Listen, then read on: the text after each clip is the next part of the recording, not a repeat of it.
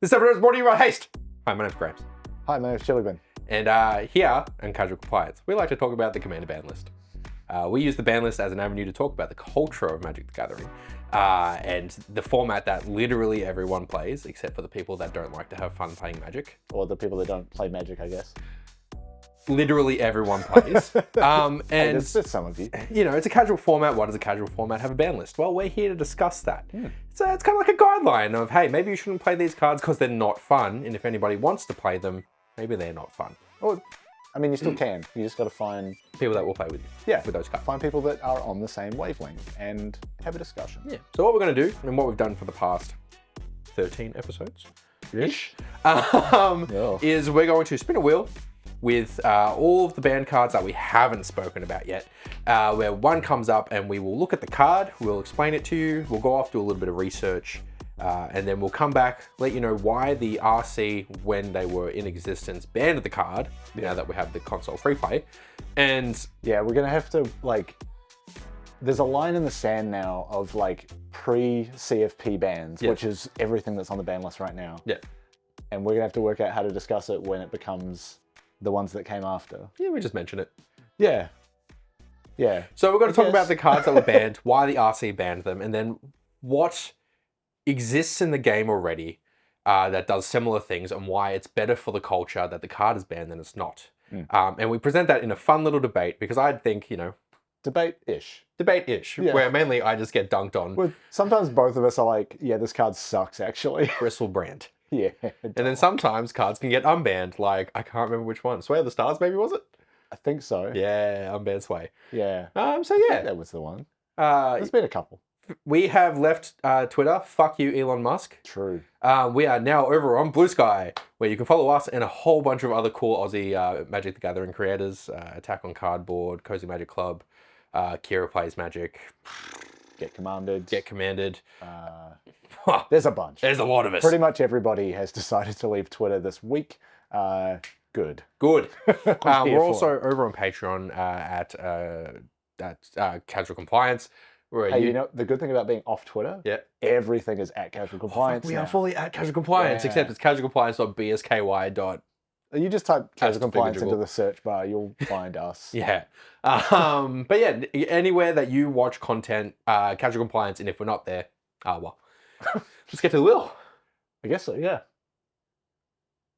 This is... Yeah, so my laptop is dead now. Like, my laptop is... Like, last time we made a big old deal with it, and I got up and I walked, Yeah. but there is a world where I probably won't be able to do my laptop anymore, so I'm hitting the screen record button now. Okay. 2, 1. No one send me any messages. Spinning the Oh, wheel. God. You didn't go Do Not Disturb? I did. Okay. I did. Oh! What have we got? Oh! My favorite card in Magic the Gathering. Emrakul. The Aeons Torn, baby. Is that Which it? was right next to Mana Crypt. We almost got Mana Crypt What? straight at the gate. So what are we on today? Emrakul, the Aeons Torn. Oh my God. Emmy! We're in trouble. I am so excited. Alrighty. Let's discuss Emrakul. So I know your position going in. Unbanned. For sure. For sure. I mean, it's always been one, but for sure. Okay, let's talk Emrakul. Emrakul. Because I have a hard time remembering the differences between all the various Emrakuls because they have so many fucking words on each of them. Please tell me what This one is the says. Annihilator one. Emrakul, the Aeons Torn. Yeah. 15 cost, colorless, mythic. Yeah. Most recent printing was in Double Masters, but was printed in 2010. OG Double Masters? I believe so. Yeah. It's a legendary creature, Eldrazi. So legendary can only play one of on the battlefield at a Or time. it's your commander. This spell can't be countered. Gross. When you cast a spell, take an extra turn after this one. Gross. Flying protection from spells that are one or more colors. Ugh. Annihilator 6. Bad. When Emrakul the Aeon Torn is put into a graveyard from anywhere, its owner shuffles their graveyard into the library. It's progenitive. Kind of. One of the coolest cards in Magic the Gathering. I played Yeah. Magic when Emrakul came out. If you want to talk about like battle cruiser magic of just like big creatures going ham, Emmy is I don't know how you beat that. queen. I don't know how you beat that. Send help. Well, so I'm guessing from your first impressions, probably ban. Yeah. But of all three Emrakuls, what is the thing that is scariest about this one? Protection from things that are one or more colors. Okay, fair. But like, you know, you need to have a colorless removal effect. Emrakul, the Promised End, has protection from instants, so blocks counter spells. Yeah, but it doesn't block like Spells, sorcery I speed guess. removal. Very cheap to do. 2 cost sorcery speed. Less played though. People don't really like it. Yeah. So okay, so the first thing is the protection from spells that are one or more colors. There's something else really specific here that I'm like, you're not telling me is the worst part. What, Annihilator? Yeah. Annihilator's 6. Remind me, Annihilator's an attack trigger? The moment you declare it as an attacker, you have to sacrifice 6 permanents. The defending player. Yeah. Yeah, there's a reason they don't put Annihilator on much. They reprinted a full commander deck with Annihilator, thank you very much. Yeah, but it wasn't, I don't think the numbers got as high as 6. Well, if you had a lot of the Scions down and then Aslax down, you had like Annihilator 4000. It was great. Sure. Fun deck. Yeah. Fun deck. Problems. Nope. Now imagine this with Panharmonic on it. Or, what's the fucking golem? A Roaming Throne? Roaming Throne? No. Oh, Annihilator 6 twice? No, stop. Okay, so. Like an Ishin deck. Attack triggers get doubled. And hear me out though. The Promised End costs less for cards in graveyard. Yeah. Versus Emrakul Aeons Torn, which is just 15. You can't cheat this out if she's your commander. No. Because even if you command a beacon, yeah. for example, goes in your hand, still costs 15. Is on the command zone, still costs 15. Yeah, there's definitely ways to like, reduce generic mana costs, obviously. Hey, what about what is it? Improvise? No, yep. You just get 15 artifacts down. You get. Well, she doesn't have improvise. No, but inspiring statuary. Yeah, but isn't that in your hand, or is it just colors creatures get? No, it's non-artifact spells you have Improvise. Have improvise. Or convoke. Yeah. There's that white room now that is the left side is. Okay, so I feel like we're getting ahead into like potentially. No, she stays unbanned. No, I think we're talking post. Like we're talking like we've done research already. I need to look at the specific wording on some things. Yeah. To, well, there are some episodes where we do definitely do a lot more talking with the pre-thing because we know it's pretty clear that she can be unbanned. She's the coolest card in Magic the Gathering. Yeah. It's like, hey, don't get me wrong. Card design wise, cool as shit. Yeah. Strong as shit. Yeah. It's too strong. She a fatty. Too strong. She a baddie. Chef's kiss. Okay, do you want to research her? Yeah, I'm trying. Do you have any more thoughts? A lot. Why do you think she's banned? Why do I think she's banned? Yeah, what do you think the RC decided here? I think, sure, it costs 15, but I don't think that's enough of a hindrance for all of the shit that happens as soon as you're able to cast it. Like, you can't counter it as soon as you cast it, another turn, which basically negates summoning sickness. Yep. Because it doesn't have haste. Yep. But you can just wait till the extra turn that you get, then go to attack. So Caught in Crossroads is like 1 cost. Yeah, sure. You want to do it twice? Yeah.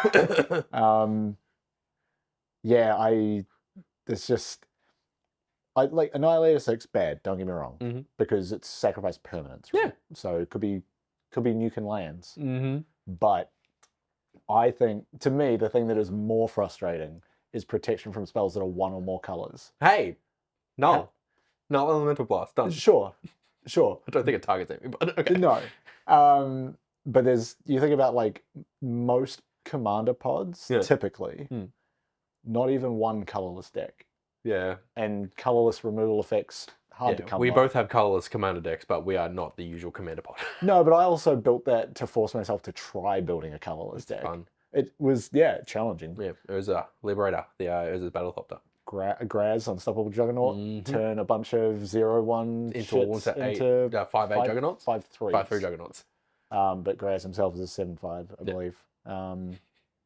But they also have to attack every turn. Anyway, I think it's a game ender in a way that is so sad for 3 people. And a lot of fun for 1 Lewis. Oh, yeah. 1 Gramps. Yes. Oh, great. Yeah. Okay. Yeah, maybe let's go find some... Let me peruse Reddit while you find some actual answers. Yeah. Let us know in the comments what you think at this time code. Please, again, put the time codes in. Someone was doing time codes recently in the comments, and it was really helpful. Or email us, casualcompliance@gmail.com.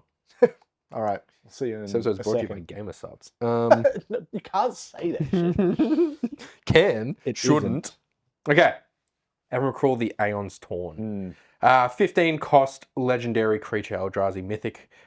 This spell can't be counted. Also, 15/15. Wait, true, I forgot that. 15/15. It's the Sire of Sevens all over again. Yeah. When you cast a spell, take an extra turn off this one. Why not? Flying, protection from spells that are 1 or more colors, Annihilator 6. When Emmy, the Aeons Torn, is put into a graveyard from anywhere, its owner shuffles their graveyard into their library. 2x2001/331. Mark Tedden? Yeah, Double Masters 22. Yeah. Was the most recent printing. Yeah. That's where I have mine from. I also have mine from Rise of Eldrazi. I have 2 of her. Wow. Yeah, I think it's Rise of Eldrazi. Whatever set she was printed in. So first printed in 2010 in April, which is when I got my first one. Banned in 2010 in December. So she lasted 6 months. 8 months. Yeah, that's how numbers work. Yeah. Des is 10, so why would it be number 12? So let's flash back to what you said about why you think it's banned. I think, to me, the thing that is more frustrating is protection from spells that are 1 or more colors. And then, Emrakul's collection of game warping abilities come at a high cost, but they have a tendency to effectively win games without explicitly ending them. Emrakul was banned due to overwhelming outcry from the community, who told us that ramping quickly into it was one of the most common and least interesting ways to win. Yeah. As an amazing colorless finisher, it was too tempting for too many decks. So what we learn is that she should be unbanned because we shouldn't be banning because the community has a boohoo. Otherwise, we'd have still fucking dockside or extortionists in decks. No, so they wanted, RC, you're in the right. They wanted it unbanned. Shit. Yeah. Community outcry. Unban Emrakul. I'm going to be real annoying. No. Yeah, so fair enough. They got feedback that she's boring, unfun to play against. So they responded. Very fair. Great. Very fair. Yeah. As an amazing colorless finisher, it was too tempting for too many decks. It is a very fair assessment. She could literally be put in any deck. In anything. I think I was coming at this mostly from the perspective of like, haha, wouldn't it be funny if it was your commander? Yes. But with Gristlebrand. It can just go anywhere. Bring back banned as not commander. Banned not as commander. Yeah, like if you're going to run Emrakul the Aeons Torn, I'm going to force you to have that be your commander, and you're going to build a colorless deck around it. Done. But no, that sounds depressing, because it would just be an Eldrazi deck with that at the head. And that sucks. I'm on my way. I'm on my way. So, do we want to start with my... No, I want to start with yours. Okay. Because I have some cards in mind for what I think your arguments are going to be in terms of responses. Sure. So this is one of those like weird cards where like, you know, finding cards that do similar things kind of hard unless you're just looking at other Emrakuls. I think the main thing I mentioned before about, you know, things like improvise, like there are ways to reduce a generic mana cost all over the place in every color, basically. Most of them are colorless or artifact sort of effects. One thing that is in the Scryfall notes for Emrakul that I hadn't considered, but it's completely obvious now that it has said it to me. So protection from spells that are 1 or more colors. That only applies to shit that's on the stack. Yes. So effects of permanence in the battlefield can still target it. Yes. So things like Banishing Light. It's a 2 generic 1 white for an enchantment that says when this enchantment enters, exile target non-land permanent and opponent controls until Banishing Light leaves the battlefield. So you could pay that 3, have it enter, then it's just a triggered ability of a permanent. It's not a spell. It's remove. Yeah. Temporarily. So? But opponent though, so I can't bounce my own. I no. can't bounce my own with anything else. Yeah, you could displace a kitten still works. Yeah, you could still find a way to do that. But if she's the commander, I can't play that. Anyway. Yeah, and another thing that was in the notes is like you can't target it with an aura spell, but if it like specifically says if an aura is put into the battlefield, you can target it. Yes. Because you're not casting it as a spell, you're just putting it into play. Yes. Which is like a weird subtle difference that matters in cases like this. The other stuff I did just for a bit of fun was the old Commander Spellbook show me combos involving banned cards. Yeah. The first one involves 2 banned cards. Emrakul, the Aeons Torn, and one we've yet to cover, Caracas. Ah, my Raucus. So, Caracas is a... Caracas. Caracas. I said it. Caracas is a spice world. No, Caracas is a legendary land that you tap it, you put a legendary creature back in your hand. That started this show. Spoilers for when we eventually talk about Caracas. It's basically the presumption is you've got enough mana to cast Emrakul. You do that, you use Caracas to put it back in your hand, and you just repeat. On your extra turn, infinite turns. You are infinite turns. Nice. The other one that is similar is... Caracas should remain banned. Yeah. Unbanned The other one that's similar is a card called Erratic Portal. What a name. I'm trying to... would you just show me the card, please? Nope. Let me turn this sideways. Shove it. I will not shove it. Pop shove it. I need to get the wording on the card right. A little video of someone pop shoving it up. Here it is. Erratic Portal is a 4-cost artifact with a activated ability for 1 generic and tap Erratic Portal. Return target creature to its owner's hand unless its controller pays 1. So return your own thing to your hand. Back to me. And then the same thing. Like if you've got the 15 mana, play it once, again. You can play her again. Yeah. And the other thing as well is in Eldrazi decks, you are getting a lot of scions and spawns that you can say. Yeah. Arguing against myself here. The other one and I mentioned this while we were like doing the research, that I thought was really funny that they chose to list this combo with Emrakul. Because I'm going to build this combo in a different deck. Yeah. So it is Emrakul the Aeons Torn plus Phyrexian Altar, Painter's Servant, and Verdant Succession. Yeah, I know. So Phyrexian Altar, I'm going to read through all of them real quick. Yeah. Phyrexian Altar, 3-cost artifact, sacrifice a creature, add 1 mana of any color. Yes. Painter's Servant, 2-cost artifact creature. As it comes into play, choose a color. All cards that aren't in play, spells and permanents, are the chosen color in addition to their other colors. So you would choose green, and I'll show you why in a minute. Yep. Verdant Succession, 4 generic, 1 green for an enchantment that says whenever a green non-token creature is put into a graveyard from play, that creature's controller may search their library for a card with the same name as that creature and put it into play. If they do, they shuffle their library. So what happens is you activate Phyrexian Altar by sacrificing Emrakul, adding 1 mana of any color. That triggers Verdant Succession, which basically says Emrakul's gone to the graveyard. You then go and look through your library for a card named Emrakul the Aeons Torn. She shuffled. You resolve Emrakul's trigger first, which shuffles her into your library. Then you resolve the Verdant Succession trigger, searching your library for Emrakul, putting it onto the battlefield, and shuffling. Yeah, which re-triggers the... It doesn't re-trigger the extra turn because it's not a cast. Not cast. Yep. That's why I thought it was funny that they listed this with Emrakul. You do this with any creature. There's actually... Oh yeah, okay. Eldrazi, because I just had to look at the... I'm blind. I had to look at the next one. Eldrazi are really smartly worded where they distinctly mention cast. Yes. So why escape cost is better than like just reanimate. Reanimation, because escape is you're casting it, not putting it on the battlefield. So the results of a combo like this is just infinite colored mana, infinite death triggers, infinite enter and leave the battlefield triggers, infinite sacrifice triggers. Because that's all you're really doing, is you're just doing this loop to generate 1 green mana every time from Painter's Servant. Hey, infinite. Well, no, Phyrexian Altar, but the green is for Verdant Succession, sorry. And I guess that's But yeah, because it's saying like Verdant Succession says whenever a green non-token creature, so Painter's Servant makes Emrakul green. Yeah. Oh wow! Yeah, okay, that's why it works. Yeah. Because if you watch our episode of Cozy Magic Club, where I do play an Emrakul, the key thing is I had to cast it. Yes. For me to take control of Phoebe's turn. Yeah. I couldn't just put it onto the battlefield from the graveyard, which is really important. Yeah. Look, that's me. Like, I think my arguments against this card are largely based on what it fucking says on it, and that being too much. So let's start with what it says on it. Flying, very easy. Atrax's Fall. Great. Done. I've got a creature with reach and death touch. Oh no! But so then let's respond to the next thing, which is the protection from spells that are one or more color. Have you ever heard of a spell called Mindbreak Trap? Yep, I've heard of it. What does it do? It's a 2 generic, 2 blue, so 4-cost mythic from Zendikar. Yeah. Or I think it's actually from World Wake.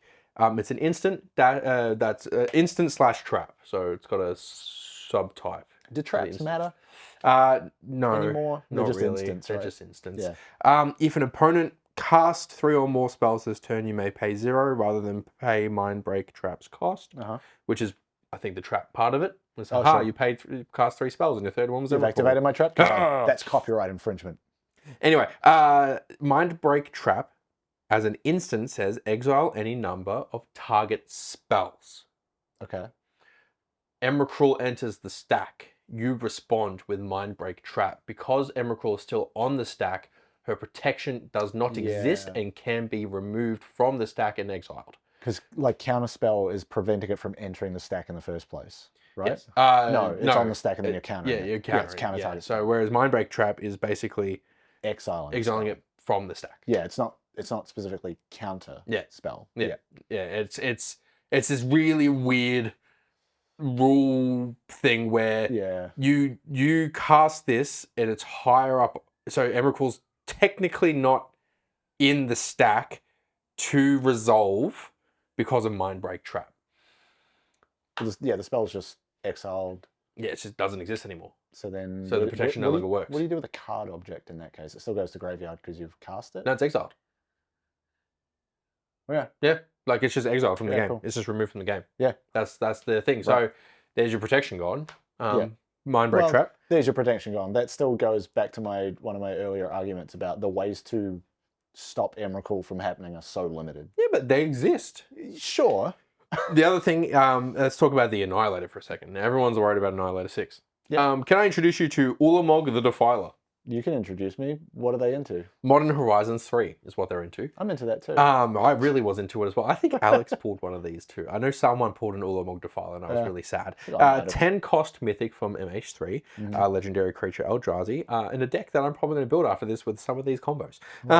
When you cast this spell, target opponent exiles half their library, rounded up. Okay. Instantly, I think cast it. Worse. I would rather an extra turn than exiling half my library rounded up. You cast it, you exile your own library? No. Target opponent exiles half their library. So I'd rather you get an extra turn than you target me to exile half my library. That's a lot. Ward? It's also one of those annoying things because it forces you to count the number of cards in your library. No one's keeping track of that shit. Ward, sacrifice 2 permanents. So it's got Ward. Yeah. Emrakul's never had Ward, never will, because she's too good for that. Oh, you can give Emrakul Ward. Ulamog the Defiler enters the battlefield with a number of +1/+1 counters on it equal to the greatest mana value among cards in exile. If you cast Ulamog from exile, it reads itself, which means it can have 10 +1/+1 counters on it. Yeah, I've seen that. Which means Ulamog has Annihilator X. What? Where X is the number of +1/+1 counters on it. Oh. So it can have Annihilator 10 very early on in the game. Oh my god. What? Colorless, right? Yep. You know what else is colorless? The Ozolith? Yep. Yuck. You can have Annihilator 10 very early on in the game. Oh. Khan's Bastion? Proliferate it? Yep. You can just make it worse and worse and worse. Exactly. Maybe we should ban that. That's bad. Unban it. Swap. It's 1 for 1. No. Okay, but what I'm saying is there are very aggressive Eldrazi on. I think the difference with something like that is like it won't necessarily always be as bad as possible right when it enters. Like the cast, you're already exiling half the library. The cast exile bad. Don't get me wrong, but like the number of counters on it, if you're able to cast it from exile, sure that's bad, but it might not be because it's also the +1/+1 counters on it equal to the greatest mana value among cards in the exile. Yeah. Any exile. Yeah. So like you could have like an Earthshaker fucking dinosaur thing that's a 14, but 14 +1/+1 counters on it. How many people Annihilator 14 are playing shit like that? Me. Okay. And also this is a 10 cost, 5 less than my girl Emmy. Yeah, if you're making copies of Sol Rings, for example, I have a deck that does that. I've come up with a combo of my own as well. I think you're gonna really like this combo. Okay. What you do is Isochron Scepter. Yep. With Narset's Reversal. I love this. Keep going. And then someone casts the Emrakul. Yeah. And then you Mind Break Trap. Yeah. But then you Narset's Reversal the Mind Break Trap. Yeah. Targeting the Emrakul.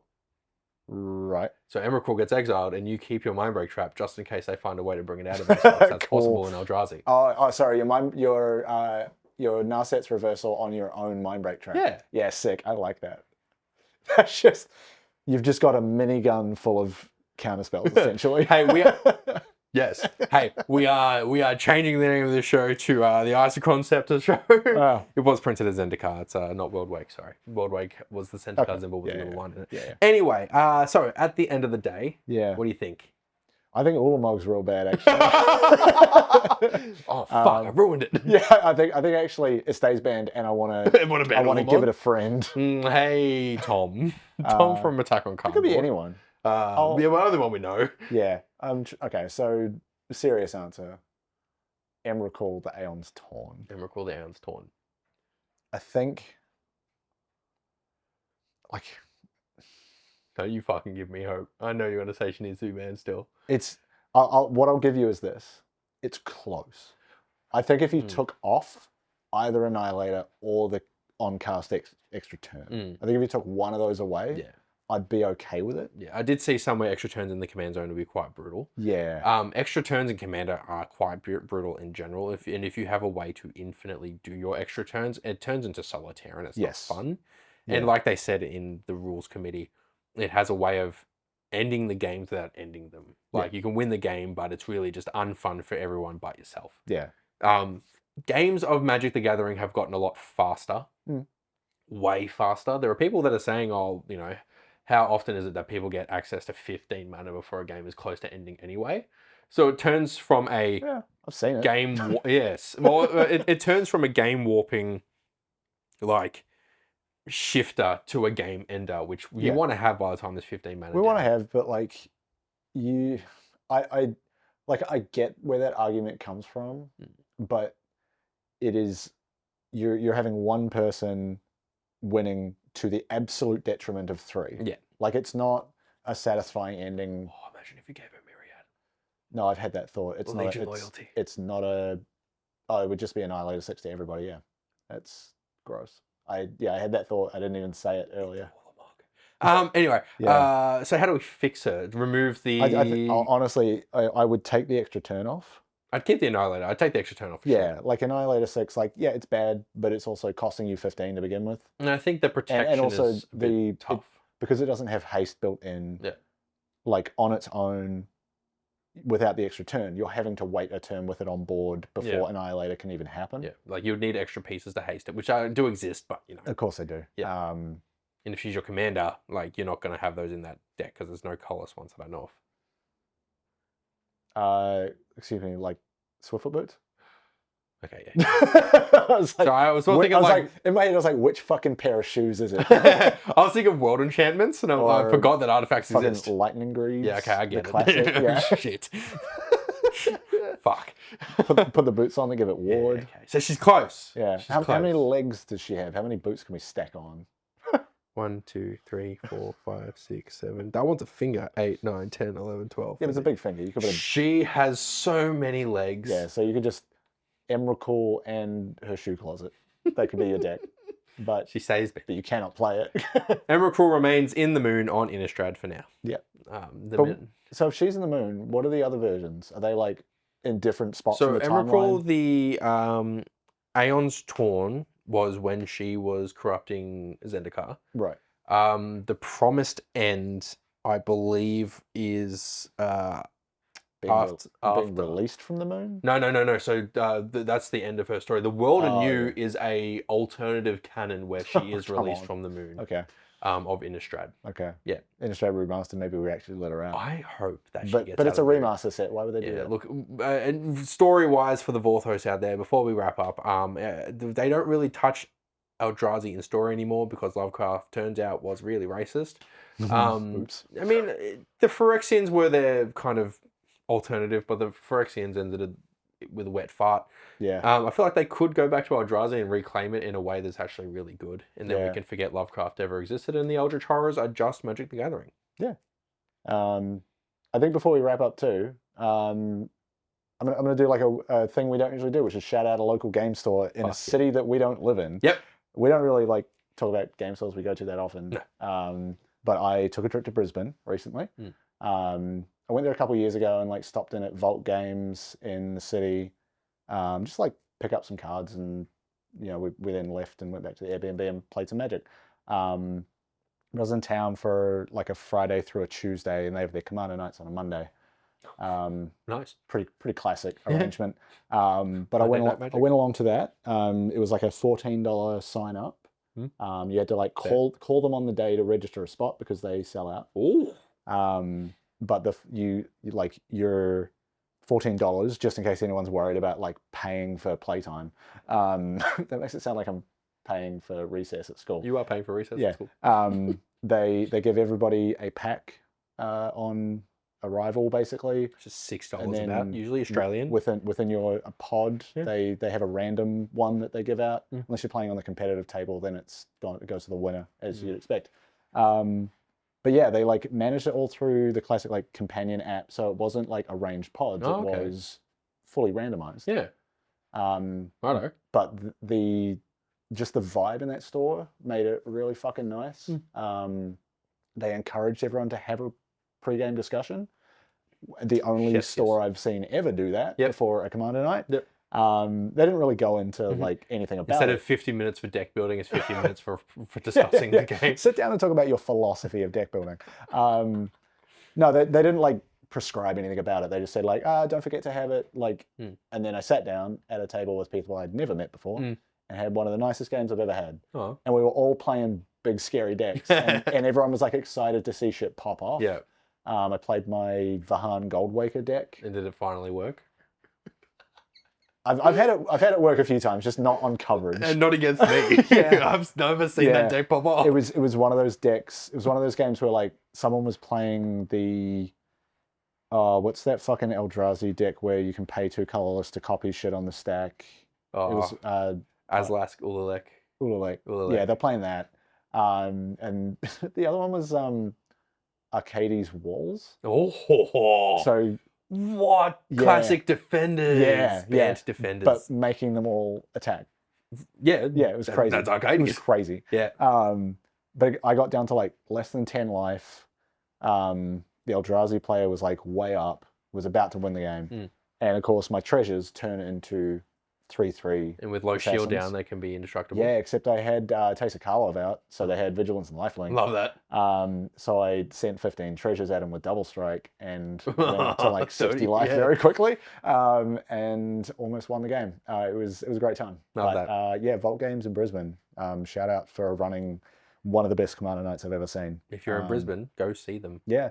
Tell them that we sent you. They don't know who we are. Yeah, they're not on Blue Sky, but they like break down their setup by, they have like 3 categories of table, essentially. There's like casual, which is basically pre-cons out of the box. Yep. I think the middle one they just called like intermediate Power or advanced 7. Or something, but it was like, you built your own shit, but you're not CEDH. Bracket 2 and 3. Yeah. It was basically like everything between pre-con and CEDH, and then they had a CEDH level. I just went right in the middle. Yeah. I took like 6 decks up with me just to have some options. Yeah, fair enough. Yeah, it was a good vibe. Sick. Enjoyed it. Go see them. Yeah. Tell them we sent you. Yeah. It's one of those things like, I did have the thought before I went in. I was like, should I tell them? Oh, that's big man on campus energy. I'm not telling them who I am. You should do that next time. And when they look at you weirdly and are like, who the fuck are Casual Compliance? What you can do is say, hey, go to Blue Sky and check out Casual Compliance. Yeah. Or, hey, go to Patreon, check out Casual Compliance. Yeah. Hey, they see those screens in there? Go to youtube.com/casual compliance, because there's an at in there now. And watch a whole bunch of their stuff on repeat while people play Magic in your Commander night. Or hey, you should email them and sponsor them for their stuff, casualcompliance@gmail.com. I feel like the sponsorship's a hard sell. We don't even live in Brisbane. Please email us. I'll express postings. It's fine. Yeah. But yeah, and if you aren't telling a game store to check that stuff out, maybe you should check them out yourself. Yeah. Let us know what you think. Emrakul unfortunately stays banned for now. Yeah. My name's been Gramps. My name has been Chili Bin. And we'll see you on the flip side. This episode was brought to you by Haste. Don't talk to me or my son ever again. Fuck. Were you sitting on that for a while? Ever since I put it there. Fuck you.